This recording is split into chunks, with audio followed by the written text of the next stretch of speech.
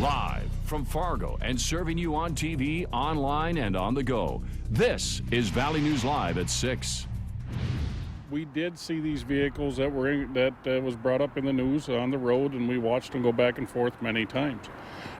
2 days after we broke the exclusive story of the Minnesota DNR investigating illegal hunting tactics on Walter Palmer's land, more people are coming forward about deer herding on Palmer's Clay County property. Palmer is the Minnesota dentist who killed Cecil the lion in Africa earlier this year, but was cleared in the investigation by African officials. Valley News Team's Ashley Bishop digs deeper into what others have seen, plus how taxpayers have been picking up the tab for conservation projects on Palmer's land. I hunt everything: pheasants, geese, ducks, deer. I enjoy the outdoors. Jason Marr and his son hunted near Walter Palmer's property this past weekend and says he saw 2 trucks loop the land about 15 times. Didn't see them chase deer, but there's no reason to be going back and forth so many times and just meeting on the road, talking, and going again. Another hunter in that area says he saw the cars drive by about 15 times in a 2-hour period. After our story aired, many people commented on the Valley News Live Facebook page, stating they have seen the trucks before. But you're sitting there, you're watching for deer, so you don't have a lot of other things to do than watch what's going by. In a voicemail left earlier this week for our original whistleblower, DNR officer Gary Forsberg says they are investigating and consulting the state's attorney. See what we can do with this deal. It's been going on long enough, so we'd like to see if we can put an end to it somehow. It may be tough, but it's worth a shot. Another viewer contacted us suggesting that we look into whether or not Palmer's land is paid for in part by tax dollars. We looked into the USDA farm subsidy database and found that Palmer did receive about $46,000 for the Conservation Reserve Program between 2000 and 2012. The government pays landowners to not use their land so it can help improve water quality, stop soil erosion, and increase habitat for wildlife. The CRP allows hunting on the land, but says hunting must be conducted with state laws. Marr, along with other hunters out there, just want to have a fair chance, especially since many are teaching the next generation of hunters. When we try to show people how to do it right, your kids, and it's just sad that it ruins it for everybody else. Ashley Bishop, Valley News Live. The Minnesota DNR says the investigation is ongoing and there is no time limit on when it will be completed.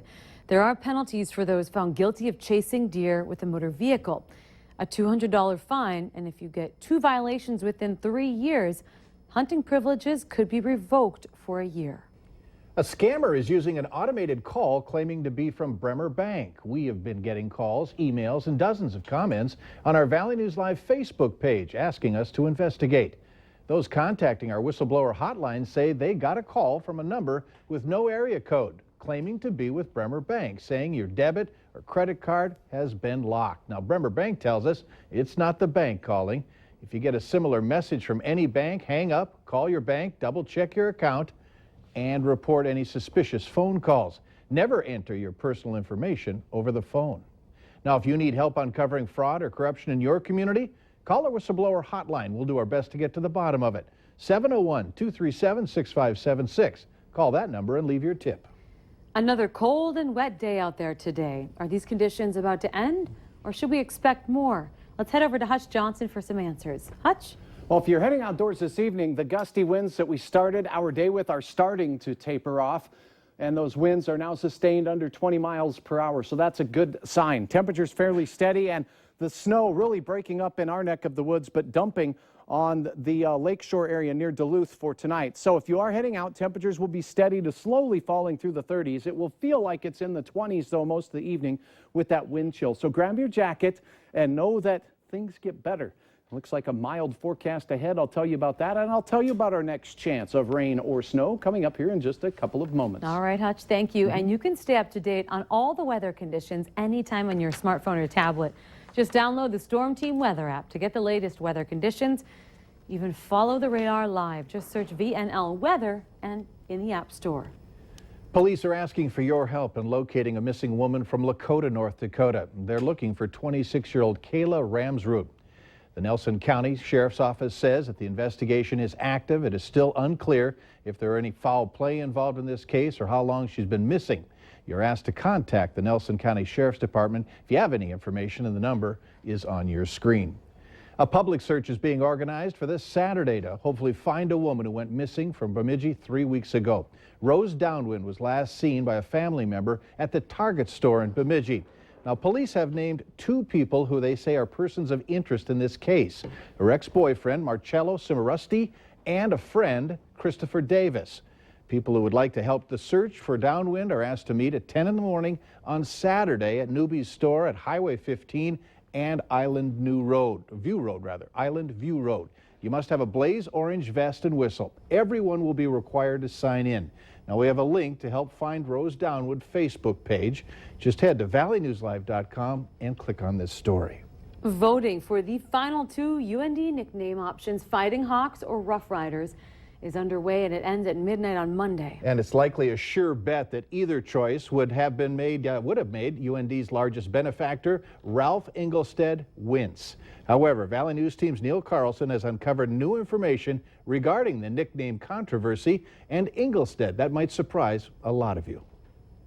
Ralph Engelstad, Thief River Falls native and a Las Vegas casino owner, passed away in 2002, but not before donating over $100 million to build Engelstad Arena. Hockey legend Wayne Gretzky called it the finest hockey arena in the world.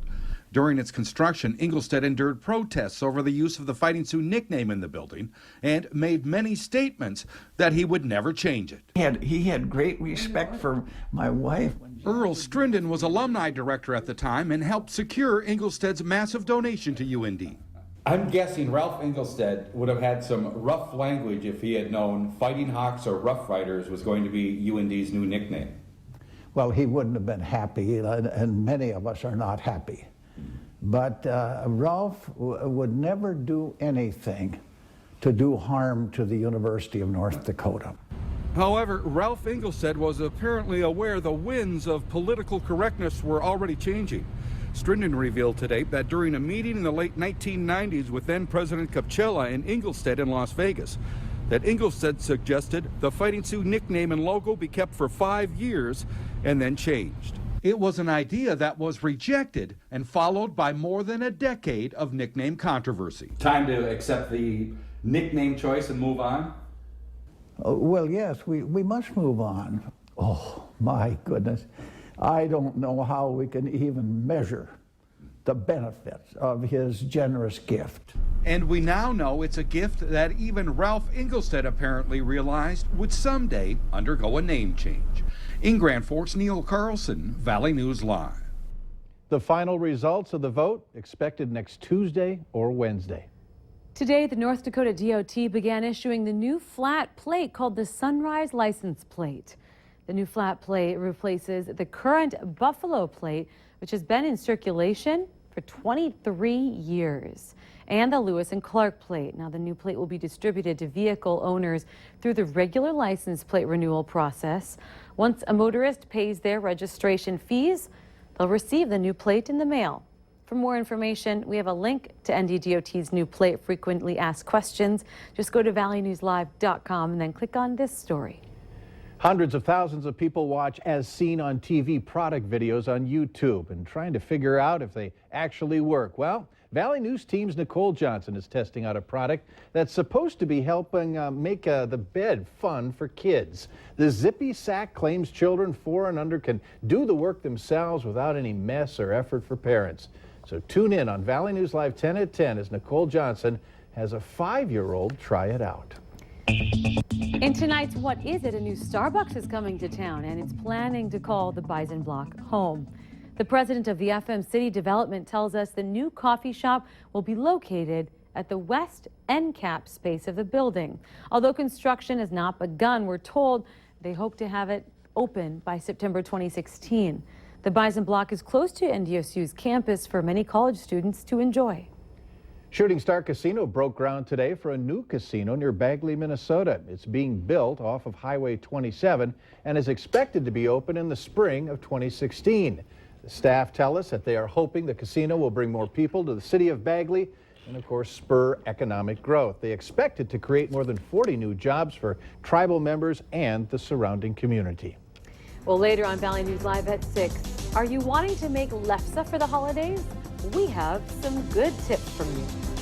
And today's weather probably had you saying oofta. Clouds, rain, a few snowflakes mixing in.